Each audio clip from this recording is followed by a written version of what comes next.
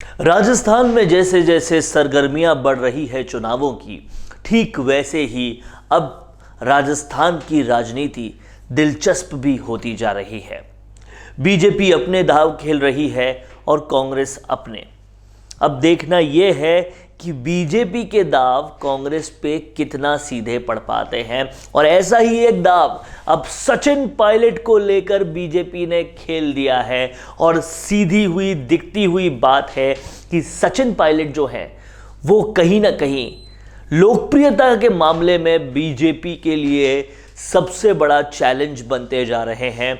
और उन्होंने उनकी लोकप्रियता का काट करने के लिए, उनसे चुनावों के रण में लड़ने के लिए और कहीं ना कहीं उनके खिलाफ जो अपना प्यादा आगे बढ़ाया है वो इम्पोर्टेड है। तो ये इम्पोर्टेड वाला रण क्या सचिन पायलट को काट पाएगा? क्या है ये इम्पोर्टेड मामला और किस तरह से बीजेपी ने सचिन पायलट के खिलाफ ये मामला पूरी तरह से बनाया है और ये स्ट्रैटेजी बनाई है, ये पूरा आपको इस वीडियो में जानने को मिलेगा। इसलिए इस वीडियो के आखिर तक बने रहिएगा। और अगर आपने अभी तक राजस्थान संवाद को सब्सक्राइब नहीं किया है तो तुरंत कर लीजिए, ताकि आपको खबरों के ऐसे विश्लेषण जो आपको खबरों के बिल्कुल तह तक ले जाए वो हम आपको दिखाएंगे। जी हां, तो अब क्या किया है बीजेपी ने? रमेश विधुड़ी को, जो कि दिल्ली की एक सीट से लोकसभा के सांसद हैं, उन्हें टोंक का प्रभारी बनाया है और सचिन पायलट के खिलाफ एक बड़ा गुर्जर कार्ड खेलने की कोशिश की है। अब आप इस बात को समझिए, बीजेपी के पास सचिन पायलट की काट करने के लिए राजस्थान से कोई खास बड़ा चेहरा नहीं था और उन्हें गुर्जर कार्ड खेलना था, तो वो रमेश विधुड़ी को लेकर आए और उन्होंने उनको जिम्मेदारी दी है कि वो सचिन पायलट के खिलाफ जो है मोर्चा खोलें। और कहीं ना कहीं रमेश विधुड़ी को ये जिम्मेदारी देना साफ तौर पे दिखाता है कि बीजेपी अभी भी इस गलतफहमी में है कि सचिन पायलट केवल और केवल गुर्जरों के नेता हैं। अब समझने वाली बात यह है कि अगर रमेश विधुड़ी यहाँ पर आते हैं और पूरी तरह से टोंक में उनके खिलाफ माहौल बनाते हैं तो वो कितना कुछ कर पाएंगे। सचिन पायलट एक ऐसे जनसेवक हैं जो सबसे ज़्यादा अपनी विधानसभा में जाते हैं, वहाँ काम करवाते हैं, लोगों से मिलते हैं, लोगों तक अपनी पकड़ रखते हैं और उनकी लोकप्रियता की काट करने के लिए एंड मौके पर महज कुछ महीनों के लिए आप कहीं से इंपोर्ट करके कहीं पर किसी को भेज देंगे और काम हो जाएगा। ये गलतफहमी अगर बीजेपी के पास है तो उन्हें इससे बचना चाहिए। हालांकि सचिन पायलट की अगर कोई काट कर सकता है तो वो खुद हैं, क्योंकि सचिन पायलट ने पिछले कुछ दिनों में जो घटनाक्रम हुए वो उनके लिए काफ़ी घातक साबित हो सकते हैं। उन्होंने पहले जो डिमांड्स रखी उनके बिना पूरे हुए वो कांग्रेस में पूरी तरह से अपने समर्थन देने के लिए आ गए।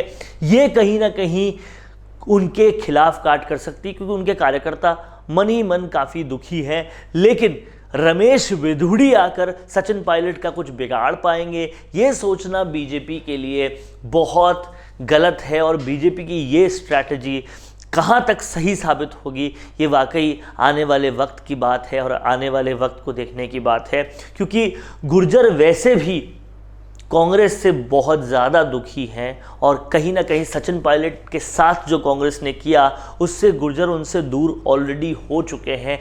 ऐसे में एक गुर्जर कार्ड खेलकर सचिन पायलट के खिलाफ माहौल बनाना सही अटेम्प्ट है या नहीं, ये वाकई बीजेपी को सोचने की ज़रूरत है। हालांकि सचिन पायलट ने अपना शक्ति प्रदर्शन टोंक और अजमेर दोनों से किया है और ऐसे में ये देखना पड़ेगा कि सचिन पायलट को टोंक में उनके खिलाफ कोई भेजना कितना सही स्ट्रैटेजी साबित होती है। हालांकि स्ट्रैटेजी के पीछे ये भी वजह है कि प्रियंका गांधी भी टोंक में ही आई है और कहीं ना कहीं कांग्रेस जो है वो सचिन पायलट के लेवल पर टोंक में ज़्यादा फोकस कर रही है, ऐसा अभी के घटनाक्रमों को देखने में लगता है। और इसीलिए रमेश विधुड़ी को यहाँ पर भेजा गया है। हालांकि टोंक में कहीं ना कहीं असदुद्दीन ओवैसी भी लगातार आ रहे हैं और असदुद्दीन ओवैसी पहली ऐसी पार्टी है जिन्होंने सबसे पहले राजस्थान में अपने सारे कैंडिडेट्स का नाम घोषित कर दिया है। हालांकि उसका कुछ खास फर्क पड़ना दिखता नहीं है, क्योंकि असदुद्दीन ओवैसी की AIMIM जो पार्टी है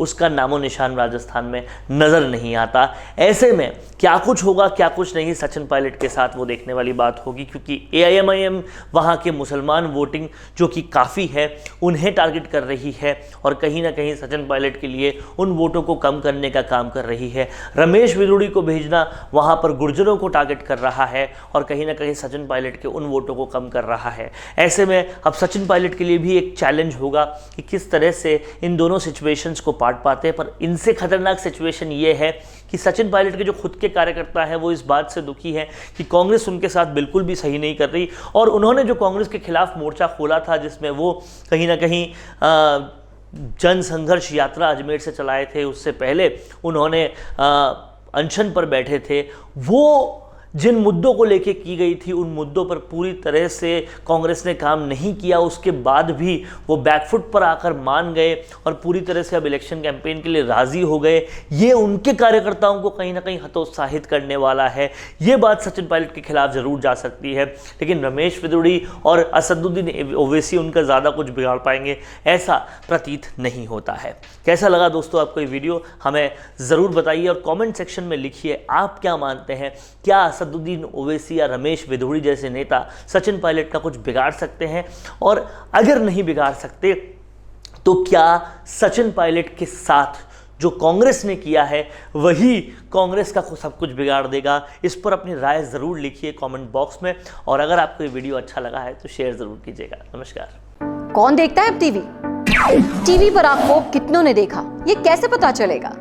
घर घर इंटरनेट पहुंचने के बाद अब सब कुछ है डिजिटल। आपका वीडियो कितनों ने देखा ये हर पल आपको पता चलेगा, इसलिए डिजिटल मीडिया में बनाइए अपनी पहचान।